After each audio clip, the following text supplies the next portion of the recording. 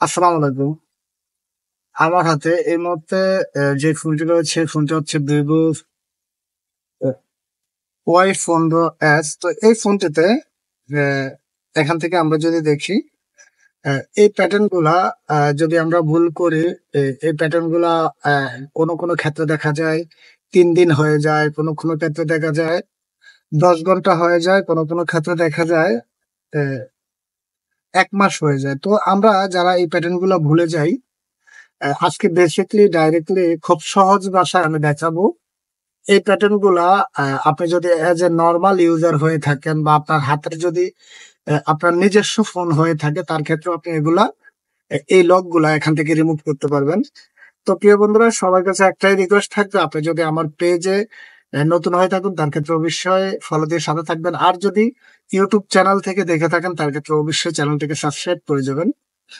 তো আমরা যেটা করব, আমাদের কাছে আমরা ফার্স্ট টাইম একটা কেবল নেব। এরকম কেবল নেওয়ার পর আমাদেরকে যেটা করতে হবে, আমরা পাওয়ার বাটনের মধ্যে ক্লিক করে, এখানে পাওয়ার বাটনের মধ্যে ক্লিক করে ফোনটাকে বন্ধ করে নেব। এখান থেকে আমি বন্ধ করে নিচ্ছি।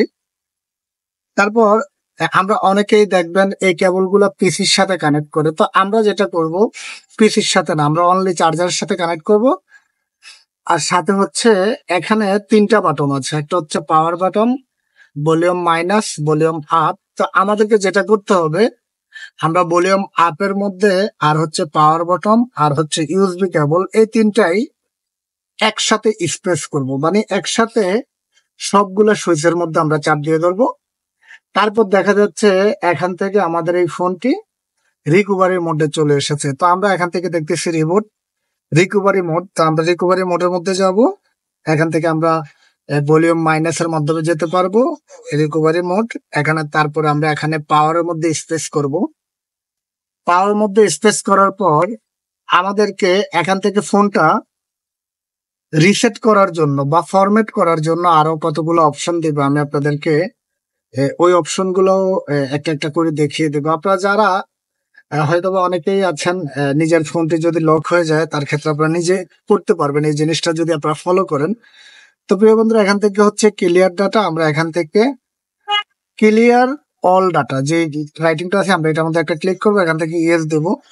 এই মধ্যে দেখতেছেন আমাদের ফোনের মধ্যে যে লক গুলা ছিল, আমরা যদি এভাবে কাজটা করি, তার ক্ষেত্রে আমাদের এই ফোনের এখান থেকে লক গুলা চলে যাবে। এখান থেকে ফরম্যাট হয়ে গিয়েছে, আমরা রিটার্নে যাবো। রিটার্নে যে এখান থেকে ক্যাশ, ক্লিয়ার ক্যাশ, এটা এখান থেকে করে দেব। করে দেওয়ার পর আবার এখান থেকে ব্যাক দেবো। এখান থেকে আমরা রিস্টার্টে যাব। রিস্টার্টে যাওয়ার পর এটা তো আমি অনলি আপনাদেরকে ভিভো দিয়ে দেখালাম। আপনার কাছে যদি ভিভো হতে পারে, ওপো, স্যামসাং, বা আপনার অনলি ফর আইফোন ছাড়া, আপনার কাছে আইফোন ছাড়া এই ব্র্যান্ডের বা অন্যান্য ব্র্যান্ডের যে কোনো ফোনে হোক না কেন, আপনি যদি ট্রাই করেন, 100% আমি আশাবাদী আপনারা চাইলে আপনারা নিজেরাই এই কাজগুলো করতে পারবেন।